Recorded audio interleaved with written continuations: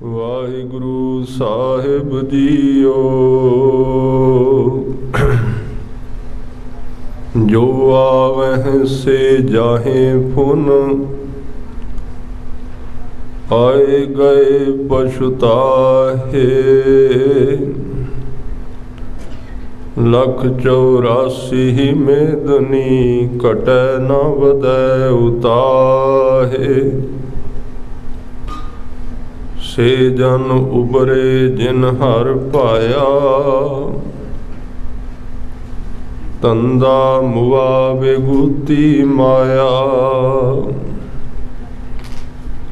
ਜੋ ਦੀਸੈ ਸੋ ਚਾਲਸੀ, ਕਿਸ ਕੋ ਮੀਤ ਕਰਿਓ।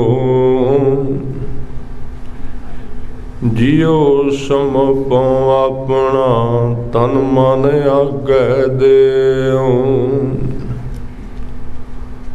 ਅਸਥਿਰ ਕਰਤਾ ਤੂੰ ਧਣੀ, ਤਿਸ ਹੀ ਕੀ ਮੈਂ ਓਟ। ਗੁਣ ਕੀ ਮਾਰੀ ਹਉ ਮੁਈ, ਸ਼ਬਦ ਰਤੀ ਮਨ ਚੋਟ। ਅਸਥਿਰ ਕਰਤਾ ਤੂੰ ਧਣੀ, ਤਿਸ ਹੀ ਕੀ ਮੈਂ ਓਟ। ਗੁਣ ਕੀ ਮਾਰੀ ਹਉ ਮੁਈ, ਸ਼ਬਦ ਰਤੀ ਮਨ ਚੋਟ। ਵਾਹਿਗੁਰੂ ਜੀ ਕਾ ਖਾਲਸਾ, ਵਾਹਿਗੁਰੂ ਜੀ ਕੀ ਫਤਿਹ। ਗਰੀਬ ਨਵਾਜ ਪਾਤਸ਼ਾਹ, ਸਮਰੱਥ ਗੁਰੂ, ਪੂਰਾ ਗੁਰੂ, ਅਕਾਲ ਮੂਰਤ ਸ੍ਰੀ ਗੁਰੂ ਗ੍ਰੰਥ ਸਾਹਿਬ ਪਾਤਸ਼ਾਹ ਜੀ ਦੇ ਚਰਨਾਂ ਵਿੱਚ ਜੁੜ ਬੈਠੇ ਸਤਿਕਾਰਯੋਗ ਸਨਮਾਨਯੋਗ ਸਾਧ ਸੰਗਤ ਜੀਓ। ਅੱਜ ਦਾ ਲੜੀਵਾਰ ਸ਼ਬਦ ਆਪ ਜੀ ਨੇ ਸੁਣਿਆ। ਦੱਖਣੀ ਓਂਕਾਰ ਵਿੱਚ ਇਹ ਸਾਰੇ ਹੀ ਸ਼ਬਦ ਇੱਕ ਬ੍ਰਾਹਮਣ ਨਾਲ ਵਿਚਾਰਾਂ ਕਰਦਿਆਂ ਗੁਰੂ ਸਾਹਿਬ ਨੇ ਉਚਾਰੇ ਹਨ। ਅੱਜ ਦੇ ਸ਼ਬਦ ਵਿੱਚ ਇਸ ਜਗਤ ਦੇ ਇੱਕ ਨਕਸ਼ੇ ਦੀ ਸਤਿਗੁਰੂ ਨੇ ਵਿਆਖਿਆ ਕੀਤੀ ਹੈ। ਜਿਵੇਂ ਕਿ ਕੱਲ੍ਹ ਵੀ ਇਹ ਵਿਚਾਰਿਆ ਗਿਆ ਸੀ, ਜਗਤ ਵਿੱਚ ਦੁੱਖ ਹੀ ਦੁੱਖ ਦਿਖਾਈ ਦਿੰਦਾ ਹੈ, ਪਰ ਸਤਿਗੁਰੂ ਨੇ ਬਖਸ਼ਿਸ਼ ਕੀਤੀ, ਜੇ ਬਣਾਉਣ ਵਾਲਾ ਸੁਖ ਦਾਤਾ ਹੈ, ਜਿਸ ਨੇ ਇਸ ਜਗਤ ਨੂੰ ਬਣਾਇਆ ਹੈ, ਉਹਨੂੰ ਸੁਖ ਦਾਤਾ ਕਹਿੰਦੇ ਨੇ। ਪਰਮਾਤਮਾ ਨੂੰ ਕਿਸੇ ਨੇ ਕਦੀ ਦੁੱਖ ਦੇਣ ਵਾਲਾ ਨਹੀਂ ਕਿਹਾ। ਤਾਂ ਫਿਰ ਇਹ ਵੀ ਕਿਹਾ ਜਾ ਸਕਦਾ ਹੈ, ਜੋ ਦੁੱਖ ਦੇਣ ਵਾਲਾ ਨਹੀਂ, ਤਾਂ ਉਸਨੇ ਜੋ ਕੁਝ ਨਿਰਮਿਤ ਕੀਤਾ ਹੈ, ਜੋ ਕੁਝ ਬਣਾਇਆ ਹੈ, ਉਹ ਵੀ ਦੁੱਖ ਨਹੀਂ ਹੋ ਸਕਦਾ। ਜਦੋਂ ਅਸੀਂ ਉਹਦੀ ਵਰਤੋਂ ਗਲਤ ਕਰਨੇ ਆ, ਉਹ ਦੁੱਖ ਹੋ ਜਾਂਦਾ। ਜਿਵੇਂ ਅੱਗ ਤੋਂ ਦੂਰੀ ਬਣੀ ਰਹੇ ਤੇ ਉਹਦਾ ਸੇਕ ਸੁੱਖ ਦਿੰਦਾ ਹੈ, ਪਰ ਜੇ ਕੋਈ ਗਲਤੀ ਕਰ ਲਵੇ ਉਸ ਅੱਗ ਨੂੰ ਹੱਥਾਂ ਵਿੱਚ ਫੜਨ ਦੀ, ਉਹ ਅੱਗ ਜੀਵਨ ਹੱਥ ਨੂੰ ਸਾੜ ਕੇ ਸੁਆਹ ਕਰ ਦਿੰਦੀ ਹੈ। ਖਾਸ ਕਰਕੇ ਗੁਰੂ ਅਮਰਦਾਸ ਪਾਤਸ਼ਾਹ ਜੀ ਨੇ ਮਾਇਆ ਨੂੰ ਜਿੱਥੇ ਵੀ ਬਾਣੀ ਵਿੱਚ ਦੱਸਿਆ ਹੈ, ਉੱਥੇ ਮਾਇਆ ਨੂੰ ਇੱਕ ਫੁੱਲ ਦੇ ਨਾਲ ਤੁਲਨਾ ਦਿੱਤੀ। ਉਸ ਫੁੱਲ ਦਾ ਨਾਮ ਹੈ ਕਸੁੰਬੇ ਦਾ ਫੁੱਲ, ਸੂਹਾ ਫੁੱਲ। ਔਰ ਇਹ ਸੂਹੀ ਰਾਗ ਵਿੱਚ ਬਹੁਤੇ ਸ਼ਬਦ ਨੇ। ਬਾਬਾ ਫਰੀਦ ਸਾਹਿਬ ਜੀ ਨੇ ਵੀ ਕਸੁੰਬਾ ਸ਼ਬਦ ਵਰਤਿਆ। ਉਹਨਾਂ ਦਾ ਇੱਕ ਸ਼ਬਦ ਆਉਂਦਾ ਹੈ ਜਿਹਦੇ ਵਿੱਚ ਬਾਬਾ ਫਰੀਦ ਸਾਹਿਬ ਬਹੁਤ ਸੋਹਣੇ ਸ਼ਬਦ ਕਹਿੰਦੇ ਨੇ। ਜਗਤ ਦੀ ਤਸਵੀਰ ਦੱਸ ਰਹੇ ਨੇ ਜਿਹਦੇ ਵਿੱਚ ਅਸੀਂ ਰਹਿ ਰਹੇ ਹਾਂ। ਜਿਨ੍ਹਾਂ ਨੇ ਪਾਣੀ ਦੀ ਵਿਆਖਿਆ ਉਹ ਕਰ ਸਕਦਾ ਜਿਹੜਾ ਪਾਣੀ ਤੋਂ ਬਾਹਰ ਨਿਕਲ ਆਵੇ। ਜਿਹੜਾ ਡੁੱਬ ਗਿਆ ਉਹ ਪਾਣੀ ਦੀ ਕਿਵੇਂ ਵਿਆਖਿਆ ਕਰੇਗਾ। ਜਿਹੜੇ ਲੋਕ ਬਹੁਤਾਤ ਵਿੱਚ ਜਗਤ ਵਿੱਚ ਡੁੱਬੇ ਹੋਏ ਨੇ, ਉਹ ਜਗਤ ਦੀ ਵਿਆਖਿਆ ਠੀਕ ਨਹੀਂ ਕਰ ਸਕਦੇ।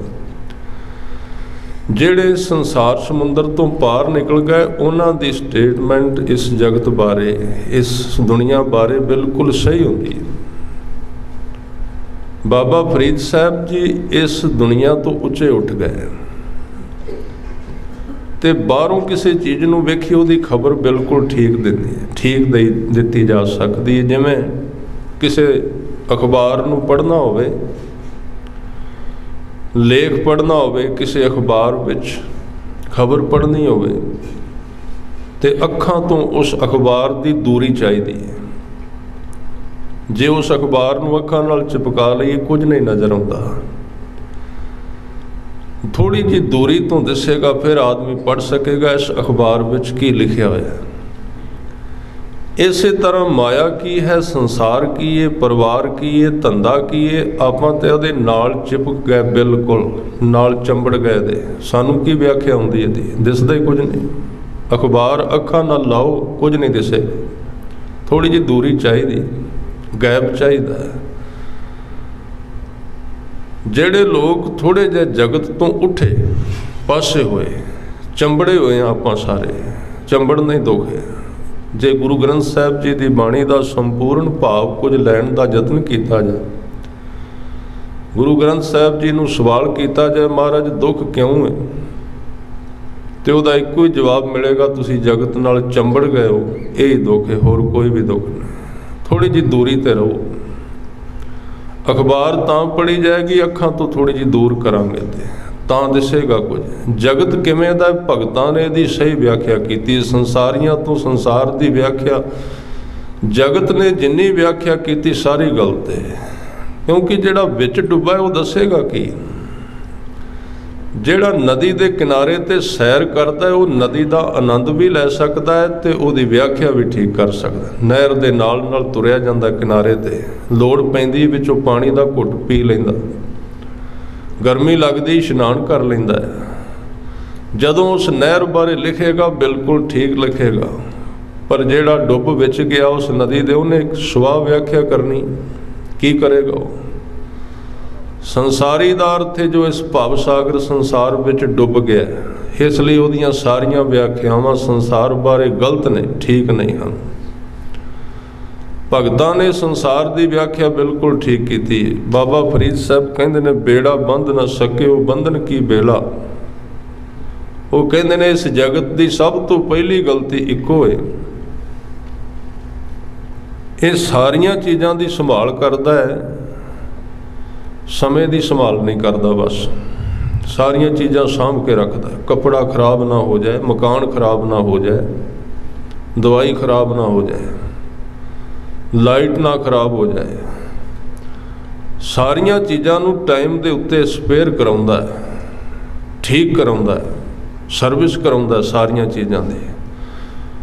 ਇਸ ਮਨੁੱਖ ਦੀ ਸਭ ਤੋਂ ਵੱਡੀ ਗਲਤੀ ਹੈ ਸਮੇਂ ਦੀ ਕੋਈ ਸਪੇਰੇ ਨੂੰ ਪਤਾ ਹੀ ਨਹੀਂ ਸਮਾਂ ਕਦੋਂ ਲੰਘਦਾ ਜਾ ਰਿਹਾ, ਨਿਕਲ ਗਿਆ। ਕਹਿੰਦੇ ਪਤਾ ਨਹੀਂ ਲੱਗੇ 15 ਸਾਲ ਨਿਕਲ ਗਏ, ਅੱਜ ਪਤਾ ਲੱਗਾ 15 ਸਾਲ ਬਾਅਦ। ਬਾਬਾ ਫਰੀਦ ਸਾਹਿਬ ਕਹਿੰਦੇ ਇਸ ਜਗਤ ਦੀ ਜਿਹਨੂੰ ਅਸੀਂ ਦੇਖਿਆ, ਸਭ ਤੋਂ ਵੱਡੀ ਗਲਤੀ ਇਹਨੇ ਕਦੀ ਸਮੇਂ ਦਾ, ਵਕਤ ਦਾ, ਟਾਈਮ ਦਾ, ਕਾਲ ਦਾ ਮੁਲਾਂਕਣ ਨਹੀਂ ਕੀਤਾ ਕਿ ਕਿੰਨੇ ਕੁ ਦਿਨ ਗੁਜ਼ਰ ਗਏ ਨੇ ਤੇ ਮੈਂ ਕੀਤਾ ਕੀ ਹੁਣ ਤੱਕ, ਮੈਨੂੰ ਮਿਲਿਆ ਕੀ ਇੱਥੋਂ, ਤ੍ਰਿਪਤੀ ਆਈ ਕੁਝ, ਮਿਲਿਆ ਕੁਝ ਰਜੇਵਾਂ।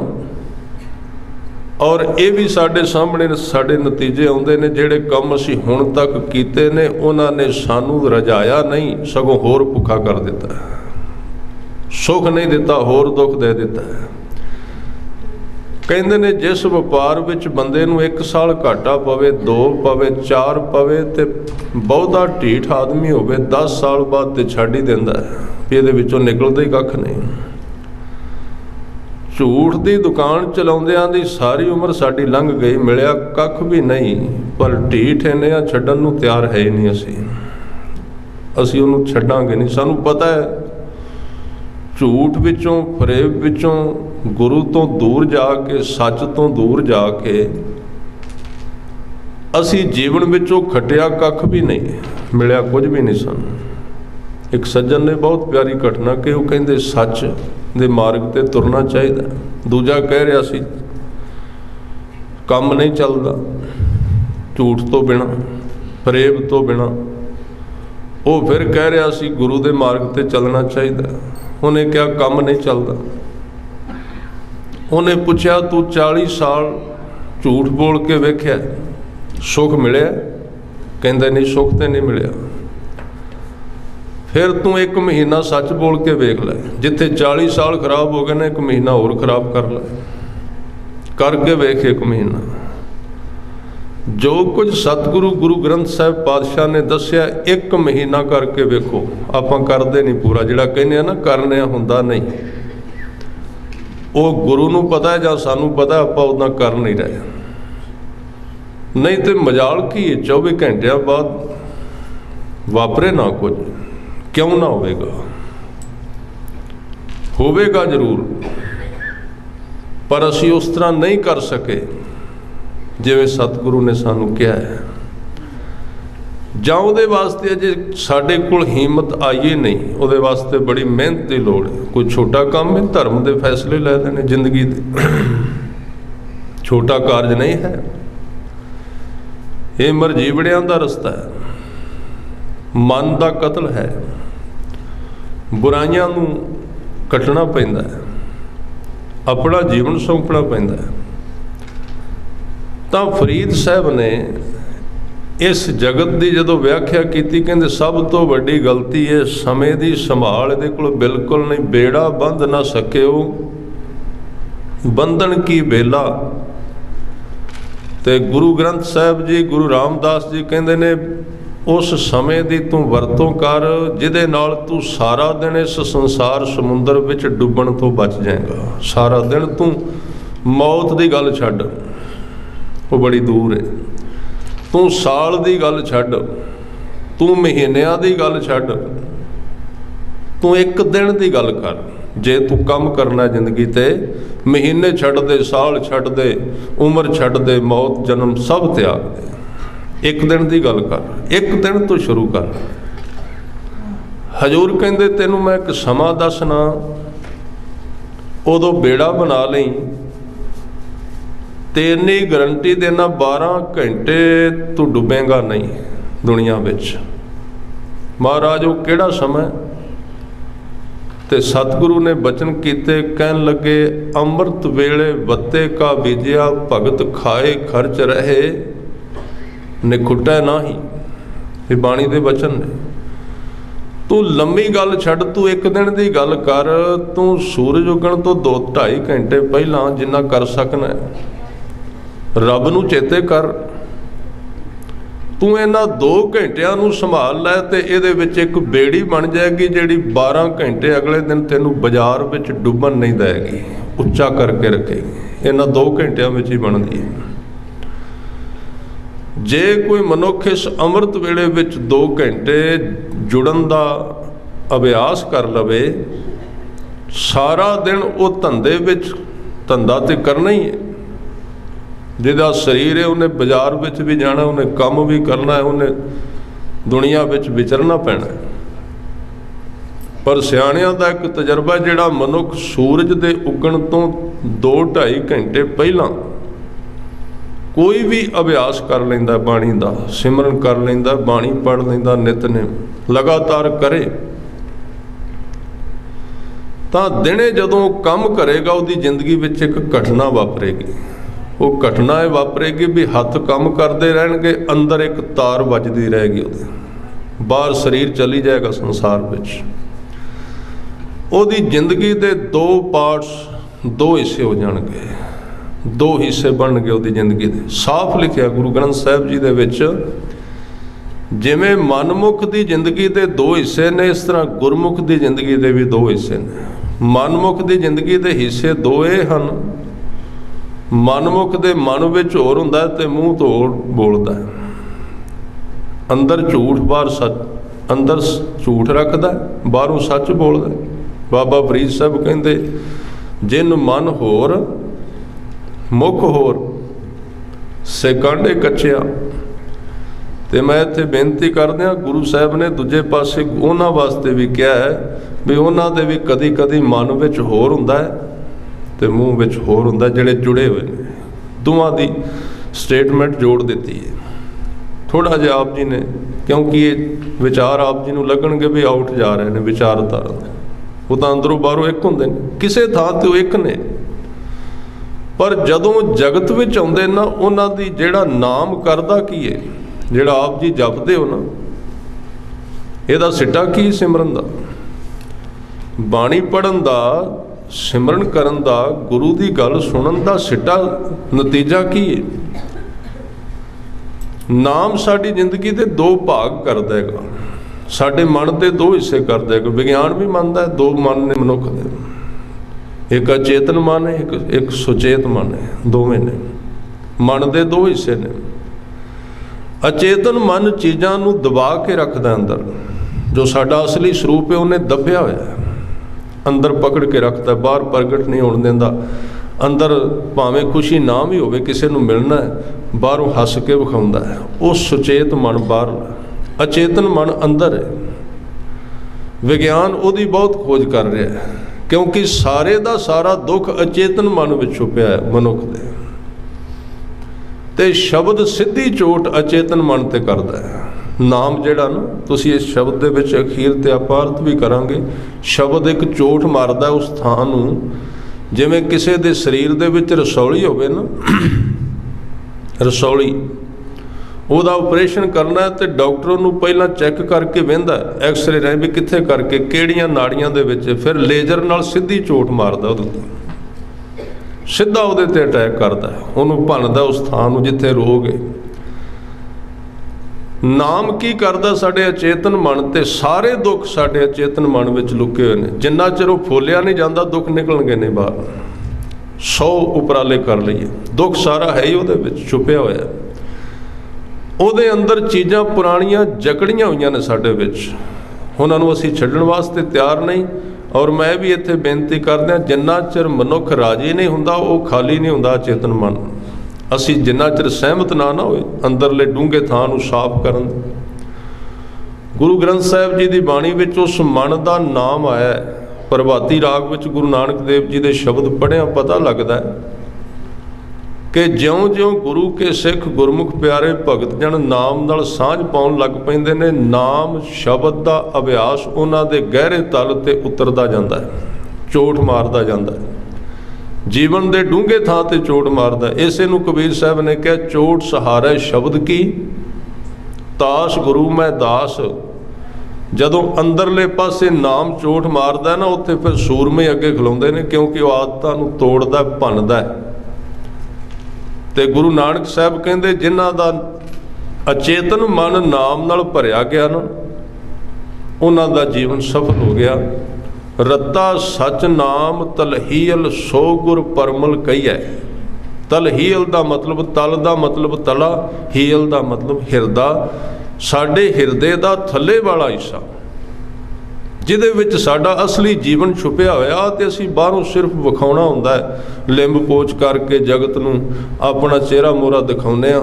ਉਹ ਸਾਨੂੰ ਪਤਾ ਹੈ ਸਾਡੇ ਬੈੱਡ ਤੇ ਸਾਡਾ ਜੀਵਨ ਕਿਵੇਂ ਦਾ, ਅਸੀਂ ਕੌਣ ਹਾਂ, ਸਾਡੇ ਨਿੱਜੀ ਜੀਵਨ ਵਿੱਚ ਅਸੀਂ ਕਿਵੇਂ ਦੇ ਹਾਂ, ਉਹ ਉੱਥੇ ਲੁਕਿਆ ਹੋਇਆ ਸਾਡੇ ਨਿੱਜੀ ਅਸਥਾਨ ਦੇ ਉੱਤੇ, ਜਿਹਨੂੰ ਗੁਰੂ ਸਾਹਿਬ ਨੇ ਕਿਹਾ ਤੂੰ ਨਿੱਜ ਥਾਂ ਤੇ ਜਾਣ ਦੀ ਕੋਸ਼ਿਸ਼ ਕਰ, ਉਹ ਹੀ ਤੇਰਾ ਘਰ ਹੈ, ਜਿਹਨੂੰ ਕਹਿੰਦੇ ਨੇ ਨਿੱਜ ਘਰ ਮਹਿਲ ਪਾਵੋ ਸੁਖ ਸਹਿਜੇ ਬੌਰ ਨਾ ਹੋਏ ਗੋ ਫੇਰਾ।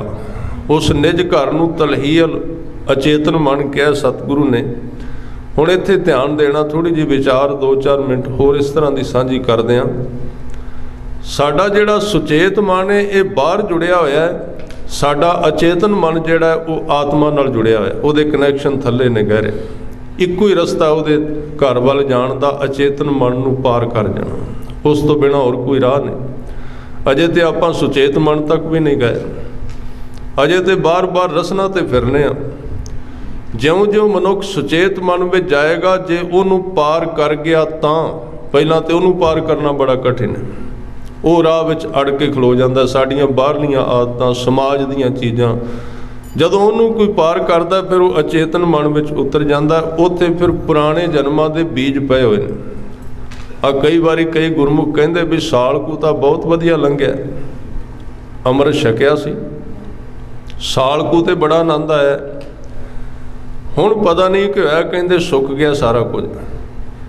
साध संगत जी जिहड़ी अमृत की दात है वह बंदे दे पल्ले कख भी ना होवे 6 महीने साल गुरु अपने वालों उधार देंदा सिख नूं नाम की दात तां कि उहदा मन टिक जाए। अमृत की दात कोई एवें नहीं, ख्याल रखना। आ 22 तरीक नूं जिथे जिहड़ा अमृत की दात बननी इहनूं केवल एवें ना समझ लेना भी एवें अमृत एक बाहरली रवायत है, नहीं। अमृत एक बड़ी जबरदस्त अध्यात्मक विधि है जिहड़ी इस मन के मरे हुए हिस्सिਆਂ ਨੂੰ परत के जिंदा कर सकती है। पहला पहल अमृत सल्फ देंदा है सिख की जिंदगी ਨੂੰ, चोट करदा है। जे उसनूं पकड़ लै चला लवे तो अगे वध के पूरा काम करेगी। तो जे अवेसला हो गया कोई साडे सुनाउण वाले कह देंदे बस तुसीं हुण छक लिया अमृत, सचखंड विच पक्की थां तुहाडी, हुण करो मौज, हो गया तुसीं खालसे, जो मर्जी करो, झूठ बोलो कि सच बोलो, जो मर्जी। नहीं, वो तो सतगुरु ने गिफ्ट दिता सी, सानू बख्शिश कीती सी भी लै मैं एक धक्का तेनू दे देना तुरन दी जाच, हुण तू सिख अगे।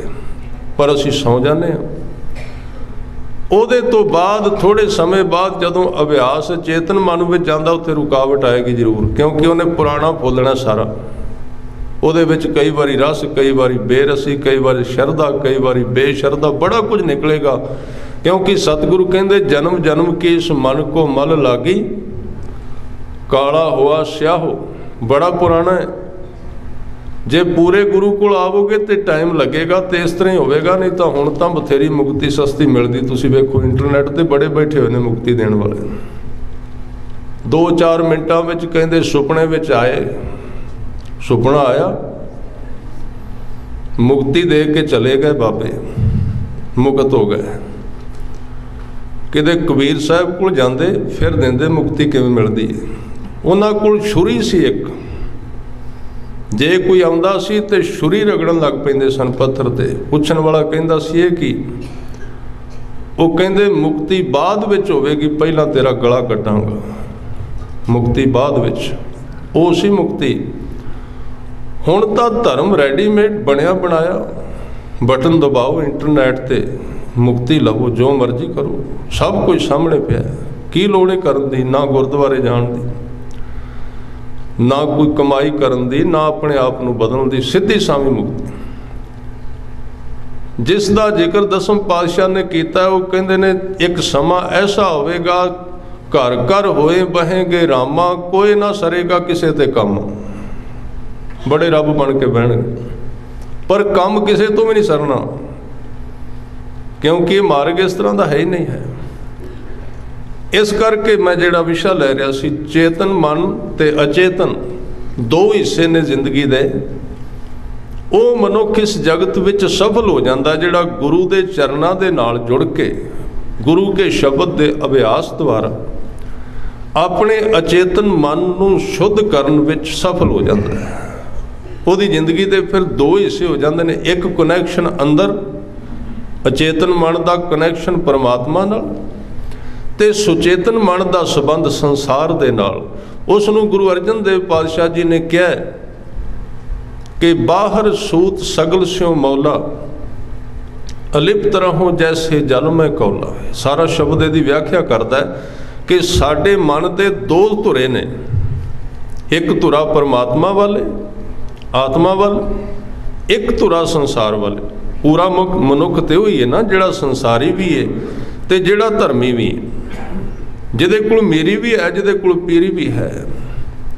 दूसरा आदमी किवें पूरा हो सकता है। इस करके गुरु अर्जन देव पातशाह जी कहंदे बाहर सूत सगल स्यों मौला, बाहरों बाहरों मैं सारियां नाल खिड़िया होया, खुश हाँ, गलबात करना। अलिप्त रहूं जैसे जल में कौला, पर जिवें एक फुल पानी दे विच उहदी छूह तो अलिप्त रह जाता है, टच नहीं कर सकता पानी, उन्हें छू नहीं सकता, अलिप्त हो जाता है।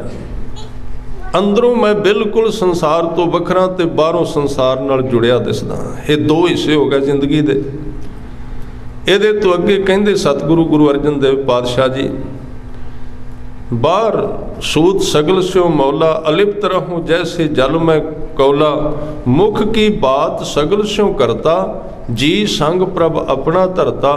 ਮੂੰਹ ਤੋਂ ਸੰਸਾਰ ਨਾਲ ਗੱਲਾਂ ਕਰੀ ਜਾਂਦੇ ਨੇ ਤੇ ਅੰਦਰੋਂ ਪਰਮਾਤਮਾ ਨਾਲ ਦੂਸਰਾ ਹਿੱਸਾ ਅਚੇਤਨ ਉਹਦੇ ਚਰਨਾਂ ਨਾਲ ਜੁੜਿਆ ਹੈ। ਦੋ ਹਿੱਸੇ ਹੋਏ ਤਾਂ ਹੋਇਆ, ਇਹ ਸੋਚਣ ਨਾਲ ਨਹੀਂ ਹੋਏਗਾ। ਦੀਸ ਆਵਤ ਹੈ ਬਹੁਤ ਪਿਆਲਾ, ਸਗਲ ਚਰਨ ਕੀ ਇਹ ਮਨ ਰਾਲਾ। ਇਸ ਤਰ੍ਹਾਂ ਦਾ ਜੀਵਨ ਜਿਹਦੇ ਦੋ ਹਿੱਸੇ ਹੋ ਗਏ, ਜਿੱਦਣ ਸਿੱਖ ਆਪਣੇ ਅਭਿਆਸੀ ਆਪਣੇ ਜੀਵਨ ਵਿੱਚ ਸਫਲ ਹੁੰਦਾ ਹੈ, ਉਹ ਇਸ ਜ਼ਿੰਦਗੀ ਵਿੱਚ ਆਪਣੇ ਦੋ ਹਿੱਸਿਆਂ ਨਾਲ ਕੰਮ ਕਰਨਾ ਸ਼ੁਰੂ ਕਰ ਦਿੰਦਾ ਹੈ। ਬਾਹਰ ਭੋਗ ਤੇ ਅੰਦਰ ਜੋਗ, ਕਿਉਂਕਿ ਅਸਲ ਵਿੱਚ ਯੋਗ ਹੁੰਦਾ ਹੀ ਉਦੋਂ ਹੈ ਜਿੱਦਣ ਬੰਦਾ ਭੋਗ ਦੇ ਵਿੱਚ ਰਹਿ ਕੇ ਯੋਗੀ ਬਣ ਜਾਏ। ਇਹ ਵੀ ਧਿਆਨ ਦੇਣਾ, ਸਿੱਖੀ ਦਾ ਮਤਲਬ ਸੰਸਾਰ ਨੂੰ ਛੱਡਣਾ ਨਹੀਂ ਹੈ। ਅਸੀਂ ਇਹਦੀ ਬੜੀ ਗਲਤ ਵਿਆਖਿਆ ਕੀਤੀ ਹੈ, ਸੰਸਾਰ ਤਿਆਗੋ ਫਿਰ ਤੁਸੀਂ ਸਿੱਖ ਬਣੋਗੇ। ਗੁਰਬਾਣੀ ਵਿੱਚ ਕਿੱਥੇ ਲਿਖਿਆ ਹੈ? ਗੁਰੂ ਸਾਹਿਬ ਤਾਂ ਕਹਿੰਦੇ ਜਿਹਨੂੰ ਤੂੰ ਲੱਭਣਾ ਹੈ ਉਹ ਤੇ ਸੰਸਾਰ ਵਿੱਚ, ਤੂੰ ਸੰਸਾਰ ਛੱਡ ਕੇ ਬਾਹਰ ਕਿਉਂ ਜਾ ਰਿਹਾ? ਪਰਮਾਤਮਾ ਦੀ ਖੋਜ ਕਿੱਥੋਂ ਕਰ ਰਿਹਾ? ਉਹਦਾ ਐਡਰੈਸ ਤੇ ਲੈ ਪਹਿਲਾਂ, ਹੈ ਕਿੱਥੇ, ਕਿੱਥੇ ਰਹਿੰਦਾ ਹੈ? ਉਹ ਰਹਿੰਦਾ ਹੀ ਜਗਤ ਵਿੱਚ। ਆ ਜਿੰਨੀ ਬਾਣੀ ਹੈ ਦੱਖਣੀ ਓਂਕਾਰ, ਤੁਸੀਂ ਪੜ੍ਹ ਕੇ ਆਪ ਵੀ ਵੇਖਣਾ, ਇਹਦੇ ਵਿੱਚ ਇੱਕੋ ਹੀ ਰਹਾਉ ਦੀ ਤੁਕ ਹੈ। ਇਹਦੇ ਵਿੱਚ ਉਹ ਬ੍ਰਾਹਮਣ ਪੁੱਛਦਾ ਹੈ ਜਿਹੜਾ ਮੂਰਤੀ ਦੀ ਪੂਜਾ ਕਰਦਾ ਹੈ, ਸਤਿਗੁਰੂ ਨੇ ਜਦੋਂ ਉਹਨੂੰ ਕਿਹਾ ਵੀ ਤੂੰ ਇੱਥੇ ਸਮਾਂ ਨਾ ਗਵਾ, ਤੇ ਜਿਹੜੇ ਤੇਰੇ ਕੋਲ ਹਜ਼ਾਰਾਂ ਲੋਕ ਆਉਂਦੇ ਉਹਨਾਂ ਦਾ ਵੀ ਸਮਾਂ ਨਾ ਗਵਾ। ਉਹਨੇ ਪੁੱਛਿਆ, ਫਿਰ ਉਹ ਸਿਆਣਾ ਆਦਮੀ ਸੀ, ਉਹਨੇ ਪੁੱਛਿਆ ਵੀ ਜੇ ਸਤਿਗੁਰੂ ਇੱਥੇ ਮੂਰਤੀ ਵਿੱਚ ਪਰਮਾਤਮਾ ਨਹੀਂ, ਫਿਰ ਇਹ ਤਾਂ ਦੱਸੋ ਹੈ ਕਿੱਥੇ? ਤੇ ਸਤਿਗੁਰੂ ਨੇ ਫਿਰ ਉਹਨੂੰ ਕਿਸੇ ਜੰਗਲ ਵਿੱਚ ਕਿਸੇ ਹੋਰ ਥਾਂ ਤੇ ਨਹੀਂ ਦੱਸਿਆ। ਹਜ਼ੂਰ ਨੇ ਕਿਹਾ ਜਗਤ ਵਿੱਚ ਹੈ ਉਹ, ਇਸੇ ਜਗਤ ਵਿੱਚ। ਇਹ ਜਗ ਸੱਚੇ ਕੀ ਹੈ? ਕੋਠੜੀ। ਆ ਜਗਤ, ਆ ਜਿੰਨੇ ਮਨੁੱਖ ਤੁਰੇ ਫਿਰਦੇ ਨੇ, ਆਦਮੀ ਤੋਂ ਵੱਡਾ ਪਰਮਾਤਮਾ ਦਾ ਹੋਰ ਸਬੂਤ ਕਿਹੜਾ ਹੈ? ਪੱਥਰ ਉਹਦਾ ਸਬੂਤ ਥੋੜ੍ਹੀ ਹੈ, ਉਹ ਤਾਂ ਇੱਕ ਜੜ ਚੀਜ਼ ਹੈ, ਭਾਵੇਂ ਵਸਤੂ ਤੇ ਹੈ। ਇਹਦੇ ਤੋਂ ਵੱਡਾ ਹੋਰ ਕਿਹੜਾ ਸਬੂਤ ਹੈ? ਆਦਮੀ ਤੁਰਦਾ ਹੈ, ਵੇਖਦਾ ਹੈ, ਗੱਲ ਕਰਦਾ ਹੈ, ਸਮਝਦਾ ਹੈ, ਮਹਿਸੂਸ ਕਰਦਾ ਹੈ ਗਰਮੀ ਠੰਡ ਨੂੰ। ਉਹਦੇ ਵਿੱਚ ਪ੍ਰੇਮ ਪੈਦਾ ਹੁੰਦਾ ਹੈ, ਉਹਦੇ ਵਿੱਚ ਵਾਸ਼ਨਾ, ਕ੍ਰੋਧ, ਕਈ ਕੁਝ ਪੈਦਾ ਹੁੰਦਾ। ਕੌਣ ਕਰ ਰਿਹਾ ਸਾਰੀ ਕਿਰਿਆ ਨੂੰ? ਸਤਿਗੁਰੂ ਨੇ ਉਹਨੂੰ ਕਿਹਾ ਹੋਰ ਕਿਤੇ ਨਾ ਖੋਜ, ਇਸ ਜਗਤ ਵਿੱਚੋਂ ਖੋਜ, ਇਹਨਾਂ ਸਰੀਰਾਂ ਵਿੱਚੋਂ ਖੋਜ। ਤੇ ਉਹ ਫਿਰ ਕਹਿੰਦਾ ਪਰਮਾਤਮਾ ਤੇ ਇੱਕ, ਸਰੀਰ ਤੇ ਹਜ਼ਾਰਾਂ ਨੇ, ਮੈਂ ਕਿੱਥੋਂ ਖੋਜਾਂ? ਤੇ ਸਤਿਗੁਰੂ ਉਹਨੂੰ ਬਿਲਕੁਲ ਨੇੜੇ ਲੈ ਆਉਂਦੇ ਨੇ। ਹਜ਼ੂਰ ਕਹਿੰਦੇ ਆਪਣੇ ਵਿੱਚੋਂ ਹੀ ਖੋਜ, ਬਾਹਰੋਂ ਨਾ ਖੋਜ। ਗੁਰੂ ਤੇਗ ਬਹਾਦਰ ਸਾਹਿਬ ਪਾਤਸ਼ਾਹ ਜੀ ਵੀ ਇਹ ਜਵਾਬ ਦਿੰਦੇ ਨੇ, ਕਾਹੇ ਰੇ ਬਨ ਖੋਜਨ ਜਾਈ, ਸਰਬ ਨਿਵਾਸੀ ਸਦਾ ਅਲੇਪਾ, ਤੋਹੀ ਸੰਗ ਸਮਾਈ। ਗੁਰੂ ਗ੍ਰੰਥ ਸਾਹਿਬ ਜੀ ਦੀ ਸਾਰੀ ਵਿਚਾਰਧਾਰਾ ਇਸ ਜਗਤ ਦੇ ਵਿੱਚ ਪਰਮਾਤਮਾ ਦੀ ਖੋਜ ਦੀ ਗੱਲ ਕਰਦੀ ਹੈ, ਬਾਹਰ ਕਿਤੇ ਵੀ ਨਹੀਂ। ਵਿੱਚ ਹਜ਼ੂਰ ਕਹਿੰਦੇ ਤੇਰੇ ਅੰਦਰ ਨਹੀਂ ਤੇ ਹੋਰ ਕਿੱਥੇ ਲੱਭੇਗਾ ਉਸ ਨੂੰ? ਆਪਣੇ ਵਿੱਚੋਂ ਵੇਖ। ਜੇ ਨਜ਼ਰ ਨਹੀਂ ਆਉਂਦਾ ਤੇ ਤੂੰ ਆਪਣੇ ਆਪ ਦੀ ਖੋਜ ਕਰ। ਤੇਰਾ ਜਿਹੜਾ ਅਸ਼ੁੱਧ ਆਪਣਾ ਆਪ ਉਹ ਅੱਗੇ ਅੜਿਆ ਹੋਇਆ ਹੈ, ਜਦੋਂ ਤੂੰ ਉਹਨੂੰ ਧੋ ਦੇਂਗਾ ਗੁਰੂ ਦੇ ਸ਼ਬਦ ਦੁਆਰਾ, ਤੈਨੂੰ ਕਿਤੇ ਲੱਭਣ ਦੀ ਲੋੜ ਨਹੀਂ ਪੈਣੀ। ਤੂੰ ਖੁਦ ਉਹਦਾ ਰੂਪ ਹੈ, ਉਹਨੂੰ ਧੋਣ ਦਾ ਯਤਨ ਕਰ, ਸਾਫ਼ ਕਰ ਉਸ ਨੂੰ। ਜਦੋਂ ਤੂੰ ਆਪਣੇ ਆਪ ਨੂੰ ਧੋਵੇਂਗਾ, ਉਹ ਤੈਨੂੰ ਆਪ ਆਵਾਜ਼ ਦੇ ਦੇਗਾ, ਆਪ ਹੀ ਸੱਦ ਲਏਗਾ ਤੇ। ਇਸ ਕਰਕੇ ਸਤਿਗੁਰੂ ਇੱਥੇ ਕਹਿ ਰਹੇ ਨੇ ਉਹਦੀ ਜ਼ਿੰਦਗੀ ਦੇ ਦੋ ਹਿੱਸੇ ਹੋ ਗਏ। ਇੱਕ ਥਾਂ ਤੇ ਹੋਰ ਉਦਾਹਰਨ ਦਿੱਤੀ ਹਜ਼ੂਰ ਨੇ, ਇਸ ਜਗਤ ਵਿੱਚ ਰਹਿਣ ਦਾ ਤਰੀਕਾ ਦੱਸ ਰਹੇ ਨੇ। ਭਗਤ ਨਾਮਦੇਵ ਜੀ ਕਹਿੰਦੇ 3-4 ਉਦਾਹਰਨਾਂ ਦਿੱਤੀਆਂ। ਕਹਿੰਦੇ ਜਿਵੇਂ ਇੱਕ ਬੱਚਾ ਪਤੰਗ ਉਡਾਉਂਦਾ ਹੈ ਤੇ ਪਤੰਗ ਆਕਾਸ਼ ਵਿੱਚ ਉੱਡਦੀ ਏ, ਪਤੰਗ ਨੂੰ ਬੱਝੀ ਹੋਈ ਛੋਟੀ ਜਿਹੀ ਰੱਸੀ, ਛੋਟਾ ਜਿਹਾ ਧਾਗਾ ਉਹਦੇ ਹੱਥ ਵਿੱਚ ਹੁੰਦਾ ਹੈ। ਉਹਦੇ ਆਲੇ ਦੁਆਲੇ 4-5 ਹੋਰ ਬੱਚੇ ਖੜੇ ਨੇ, ਉਹ ਬੱਚਿਆਂ ਨਾਲ ਗੱਲਾਂ ਕਰੀ ਜਾਂਦਾ ਹੈ, ਪਰ ਵਿਚਲਾ ਧਿਆਨ ਉਹਦਾ ਪਤੰਗ ਵਿੱਚ ਹੈ। ਹੁਣ ਦੋ ਹਿੱਸੇ ਹੋ ਗਏ ਨਾ ਉਹਦੇ, ਇੱਕ ਪਾਸੇ ਧਿਆਨ ਪਤੰਗ ਵਿੱਚ, ਇੱਕ ਪਾਸੇ ਬੱਚਿਆਂ ਨਾਲ ਗੱਲਾਂ ਕਰੀ ਜਾਂਦਾ ਹੈ। ਬੜੀਆਂ ਪਿਆਰੀਆਂ ਉਦਾਹਰਨਾਂ ਦਿੱਤੀਆਂ ਭਗਤ ਨਾਮਦੇਵ ਜੀ ਨੇ। ਉਹ ਕਹਿੰਦੇ ਨੇ ਆਨੀਲੇ ਕਾਗਜ਼ ਲਿਆਂਦਾ ਉਸ ਬੱਚੇ ਨੇ, ਕਾਟੀ ਲੈ ਗੁੱਡੀ, ਗੁੱਡੀ ਦਾ ਅਰਥ ਹੈ ਪਤੰਗ। ਇੱਧਰ ਮਹਾਰਾਸ਼ਟਰ ਵਿੱਚ ਪਤੰਗ ਨੂੰ ਗੁੱਡੀ ਕਹਿੰਦੇ ਨੇ। ਕਾਟਿਲੇ ਗੋਡੀ ਆਕਾਸ਼ ਮਦੇ ਭਰਮੀ ਹਲੇ, ਆਕਾਸ਼ ਦੇ ਵਿੱਚ ਉਹ ਪਤੰਗ ਉਡਾ ਰਿਹਾ। ਪੰਚ ਜਨਾ ਸਿਓ ਬਾਤ ਬਤੌਆ, ਚੀਤ ਸੋ ਡੋਰੀ ਰਾਖੀ ਹਲੇ। ਪਰ ਉਹਦਾ ਜਿਹੜਾ ਵਿਚਲਾ ਧਿਆਨ ਹੈ ਨਾ, ਡੂੰਘਾ ਅਚੇਤ ਮਨ ਦਾ, ਉਹ ਉਸ ਪਤੰਗ ਦੇ ਵਿੱਚ ਫਸਿਆ ਹੋਇਆ ਹੈ, ਗੱਲਾਂ ਸਾਰਿਆਂ ਨਾਲ ਕਰੀ ਜਾਂਦਾ ਹੈ। ਇਸ ਤਰ੍ਹਾਂ ਜਿਨ੍ਹਾਂ ਦੇ ਮਨ ਦੀ ਡੋਰੀ ਗੁਰੂ ਕੇ ਸ਼ਬਦ ਨਾਲ ਸਵੇਰੇ ਜੁੜ ਗਈ, ਉਹ ਸਾਰਾ ਦਿਨ ਜਗਤ ਵਿੱਚ ਗੱਲਾਂ ਕਰੀ ਜਾਂਦੇ ਨੇ, ਪਰ ਉਹਨਾਂ ਦਾ ਵਿਚਲਾ ਧਿਆਨ ਉਸ ਨਾਮ ਨਾਲ ਜੁੜਿਆ ਰਹਿੰਦਾ ਹੈ। ਇਹ ਸੰਪੂਰਨ ਜੁਗਤ ਦਿੱਤੀ ਸਤਿਗੁਰੂ। ਫਿਰ ਇਹਦੇ ਤੋਂ ਅਗਲਾ ਉਦਾਹਰਨ ਦਿੱਤਾ, ਆਨੀ ਲੈ ਕੁੰਭ ਭਰਾਈ ਲੈ ਉਦਕ। ਕੁੰਭ ਦਾ ਅਰਥ ਹੈ ਘੜਾ। ਕਿਸੇ ਬੀਬੀ ਨੇ ਘੜਾ ਲਿਆਂਦਾ ਤੇ ਖੂਹ ਤੋਂ ਪਾਣੀ ਭਰਿਆ, ਭਰਾਈ ਲੈ ਉਦਕ, ਉਦਕ ਦਾ ਅਰਥ ਹੈ ਪਾਣੀ ਭਰਿਆ। ਆਨੀ ਲੈ ਕੁੰਭ ਭਰਾਈ ਲੈ ਉਦਕ, ਰਾਜਕੁਮਾਰ ਪੁਰੰਦਰੀਏ। ਪੁਰ ਦੇ ਵਿੱਚ ਰਹਿਣ ਵਾਲੀਆਂ ਰਾਜਕੁਮਾਰੀਆਂ ਨੇ ਘੜਿਆਂ ਵਿੱਚ ਪਾਣੀ ਪਾਇਆ। ਤੇ ਹਸਤ ਵਿਚਾਰ ਵਿਨੋਦ ਕਰਤੀ ਹੈ, ਚੀਤ ਸੋ ਗਾਗਰ ਰਾਖੀ ਹਲੇ। ਹੁਣ ਇਹ ਬਹੁਤ ਸੋਹਣਾ ਉਦਾਹਰਨ ਹੈ। ਸਿਰ ਦੇ ਉੱਤੇ ਤੁਸੀਂ ਕਦੀ ਚੀਜ਼ ਰੱਖੋ ਕੋਈ, ਉਹਨੂੰ ਧਿਆਨ ਨਾਲ ਟਿਕਾਣਾ ਪੈਂਦਾ, ਨਹੀਂ ਤੇ ਡਿੱਗ ਪੈਗੀ, ਖਿਆਲ ਰੱਖਣਾ। ਇਹ ਬੜਾ ਵੱਡਾ ਅਭਿਆਸ ਹੈ ਸਾਧੂਆਂ ਦੇ ਵਿੱਚ। ਸਿਰ ਦੇ ਉੱਤੇ ਚੀਜ਼ ਰੱਖ ਕੇ, ਆਮ ਤੌਰ ਤੇ ਸਾਨੂੰ ਸਮਝ ਨਹੀਂ ਆਉਂਦੀ। ਮੈਂ ਕਾਰ ਸੇਵਾ ਵਾਲੇ ਮਹਾਂਪੁਰਸ਼ ਵੇਖਿਓ, ਸਿਰ ਤੇ ਟੋਕਰੀ ਰੱਖ ਕੇ ਮਿੱਟੀ ਦੀ ਭਰ ਕੇ, ਨਾਲੇ ਤੇ ਸੇਵਾ, ਤੇ ਹੱਥ ਛੱਡ ਕੇ ਤੁਰਦੇ ਬੜੇ ਧਿਆਨ ਨਾਲ। ਪੁੱਛਿਆ ਜੀ ਇਹ ਕੀ? ਕਹਿੰਦੇ ਇਹਦੇ ਤੋਂ ਵੱਡਾ ਧਿਆਨ ਹੀ ਹੋਰ ਕੋਈ ਨਹੀਂ। ਧਿਆਨ ਇਕਾਗਰ ਕਰਨ ਦਾ ਇੱਕੋ ਹੀ ਤਰੀਕਾ ਹੈ, ਕਿਉਂਕਿ ਧਿਆਨ ਸਾਰਾ ਸਿਰ ਵਿੱਚ ਚਲਾ ਗਿਆ। ਜਦੋਂ ਤੁਸੀਂ ਸਿਰ ਦੇ ਉੱਤੇ ਕੋਈ ਚੀਜ਼ ਰੱਖੋਗੇ, ਸੇਵਾ ਦਾ ਤਾਤਪਰਜ ਇਕੱਲੀ ਸੇਵਾ ਨਹੀਂ, ਉਹ ਸਿਮਰਨ ਵੀ ਹੈ। ਜਦੋਂ ਸਿਰ ਤੇ ਚੀਜ਼ ਰੱਖਾਂਗੇ, ਧਿਆਨ ਸਾਰਾ ਸਿਰ ਤੇ ਚਲਾ ਜਾਏਗਾ, ਇੱਕੋ ਥਾਂ ਤੇ ਕੇਂਦਰਿਤ ਹੋ ਜਾਏਗਾ। ਉਹ ਕਹਿੰਦੇ ਨੇ ਟੋਕਰੀ ਇਕੱਲੀ ਟੋਕਰੀ ਨਹੀਂ, ਮੇਰੇ ਧਿਆਨ ਦਾ ਕੇਂਦਰ ਹੈ, ਮੇਰੇ ਧਿਆਨ ਨੂੰ ਇਕੱਠਾ ਕਰ ਦਿੰਦੀ ਇੱਕੋ ਥਾਂ ਤੇ। ਘੜਾ ਸਿਰ ਤੇ ਰੱਖਣਾ ਪਾਣੀ ਦਾ, ਤੁਰੀ ਜਾਣਾ, ਤੇ ਧਿਆਨ ਉਹਨੂੰ ਸੰਭਾਲ ਕੇ ਰੱਖਦਾ ਸਿਰ ਨੂੰ। ਇਹ ਹੈ ਧਿਆਨ।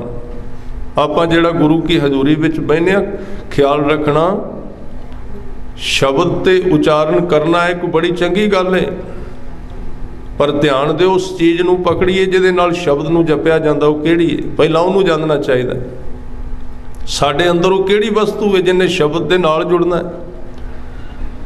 ਜਪਣ ਤੋਂ ਪਹਿਲਾਂ ਸਾਨੂੰ ਉਹਦੇ ਨਾਲ ਜੁੜਨਾ ਬੜਾ ਜ਼ਰੂਰੀ ਹੈ। ਜਿਹੜੀ ਚੀਜ਼ ਨੇ ਸ਼ਬਦ ਨੂੰ ਪਕੜਨਾ ਹੈ, ਉਹ ਕਿਹੜੀ ਵਸਤੂ ਹੈ? ਸਾਡੇ ਵਿੱਚ ਫਿਰ ਰਹੀ ਹੈ, ਲਗਾਤਾਰ ਘੁੰਮ ਰਹੀ ਹੈ, ਜਿਹੜੀ ਸਾਨੂੰ ਹੁਣ ਖਬਰ ਦਿੰਦੀ ਹੈ ਸਰੀਰ ਦੇ ਵਿੱਚ ਕਿਤੇ ਦਰਦ ਹੈ, ਸਰੀਰ ਨੂੰ ਠੰਡ ਲੱਗ ਰਹੀ ਹੈ, ਸਰੀਰ ਨੂੰ ਗਰਮੀ ਲੱਗਦੀ ਹੈ, ਸਰੀਰ ਦੇ ਵਿੱਚ ਕਿਤੇ ਤਾਪ ਹੈ, ਦੱਸਦੀ ਹੈ ਨਾ, ਅੰਦਰੋਂ ਖਬਰ ਦਿੰਦੀ। ਉਹ ਕਿਹੜੀ ਵਸਤੂ ਹੈ? ਸੁਰਤ ਕਿਹਨੂੰ ਕਹਿੰਦੇ ਨੇ? ਕਈ ਗੁਰਮੁਖ ਪਿਆਰੇ ਕਹਿੰਦੇ ਵੀ ਸੁਰਤ ਕੀ ਹੈ? ਗੁਰੂ ਗ੍ਰੰਥ ਸਾਹਿਬ ਵਿੱਚ ਲਿਖਿਆ, ਸ਼ਬਦ ਗੁਰੂ ਸੁਰਤ ਤੁਮ ਚੇਲਾ।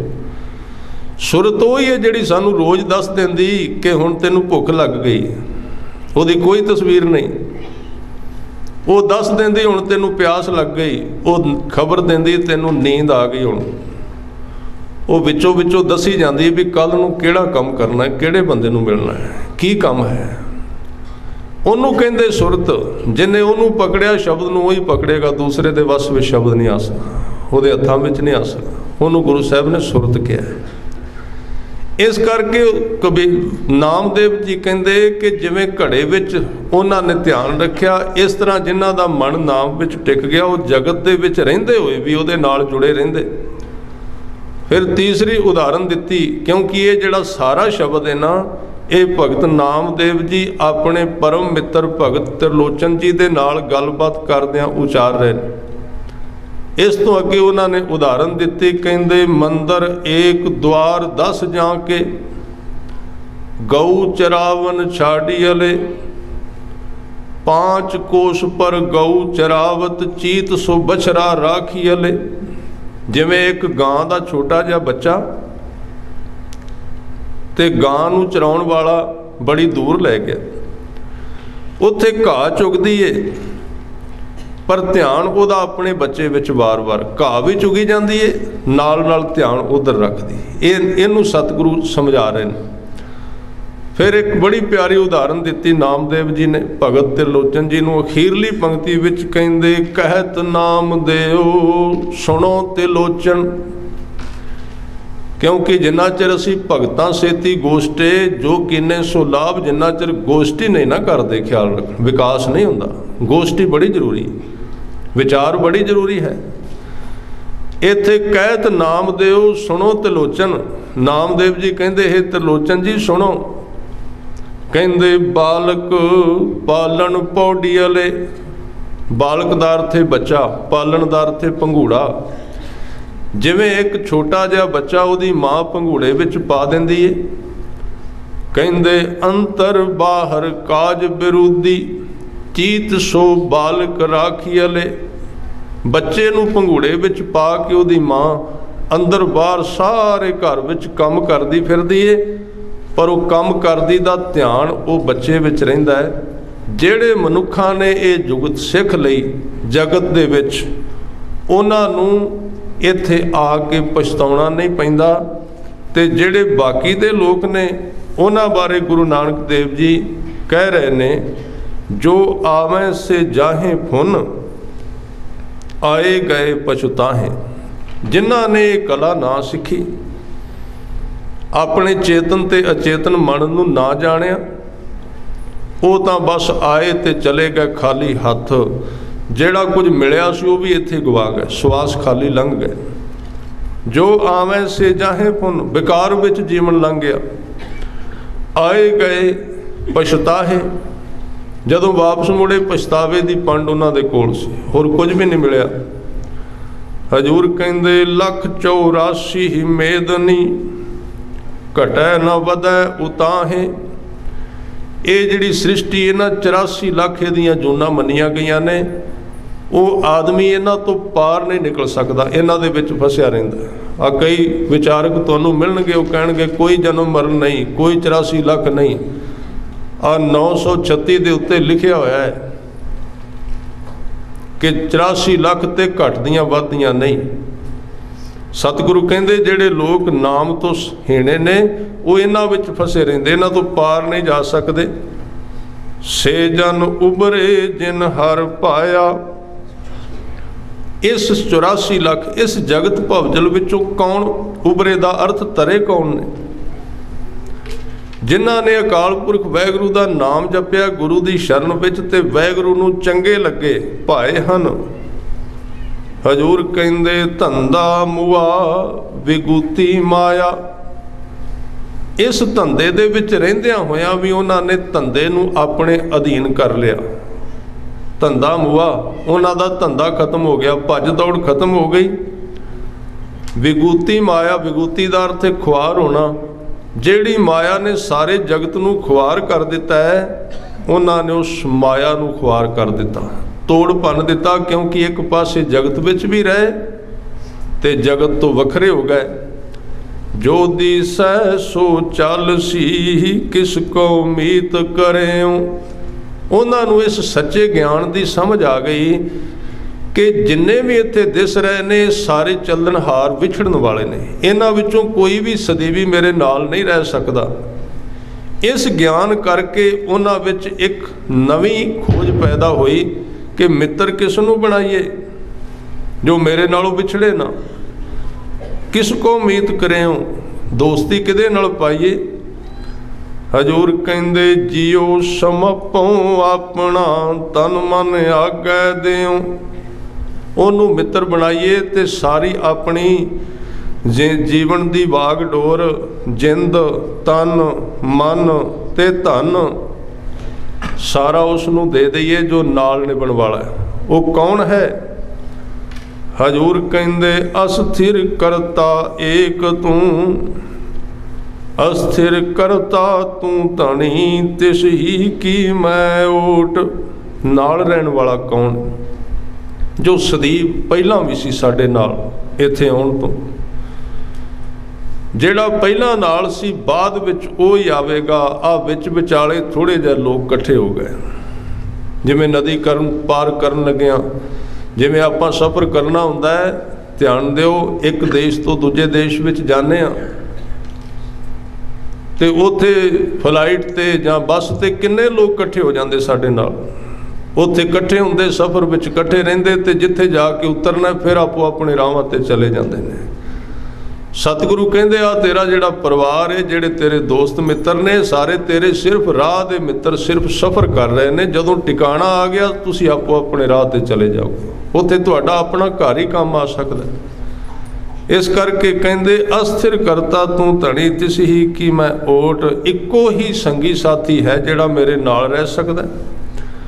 गुण की मारी होम हुई शब्द रत्ती मन चोट, गुण का अर्थ है गुरु का शब्द, गुरु का सुभाव। जिन्हां ने गुरु के शब्द की चोट नाल अपने मन नूं मारिया, ਇਹਦੇ अशुद्ध हिस्से नूं मार दिता। कई सज्जन कहते भी मन ही मर गया तो फिर किहदे नाल आपां भगती करनी, जुड़ना काहदे नाल। जदों भी गुरबाणी विच मन नूं मारन की गल आवेगी, ਉਹਦੇ अर्थ होणगे साडे मन का अशुद्ध हिस्सा जिहड़ा मैल नाल भरिया होया है। शुद्ध मन नहीं मरदा, ख्याल रखना। शुद्ध मन नूं ते आत्मा कहते हैं, जोत कहते हैं। शब्दां दा हेर फेर असीं इस भुलेखे विच पै जाने। जदों मन शुद्ध हो गया वो आत्मा बन गई, वही चीज़ है। जदों इहदे नाल मैल चंबड़दी इहनूं मन कह दिंदे ने। इस करके इस मन नूं गुरु साहब ने आवाज़ दिती है कि गुरु चरनां नाल जुड़ के अपने कारज नूं सवारना चाहिदा है, उहदे नाल जुड़ना चाहिदा है। आओ प्यार सहित शब्द नाल जुड़िए, उच्चारण करना सारिਆਂ ने बख्शिश करनी। मन गुर मिल काज सवारे, मन गुर मिल काज सवारे जी, मन गुर मिल काज सवारे, मन गुर मिल काज सवारे, मन गुर मिल काज सवारे, मन गुर मिल काज सवारे, मन गुर मिल काज सवारे, मन गुर मिल काज सवारे। औद घटै दिन सिरै नारे, औद घटै दिन सिरै नारे,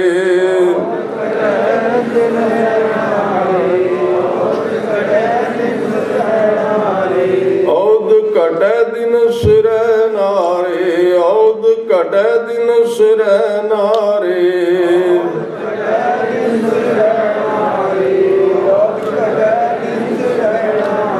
मन गुर मिल काज सवारे, मन गुर मिल काज सवारे, मन गुर मिल काज सवारे, मन गुर मिल काज सवारे, मन गुर मिल काज सवारे जी, मन गुर मिल काज सवारे, मन गुर मिल काज सवारे, मन गुर मिल काज सवारे, मन गुर मिल काज सवारे, मन गुर मिल काज सवारे, मन गुर मिल काज सवारे, मन गुर मिल काज सवारे।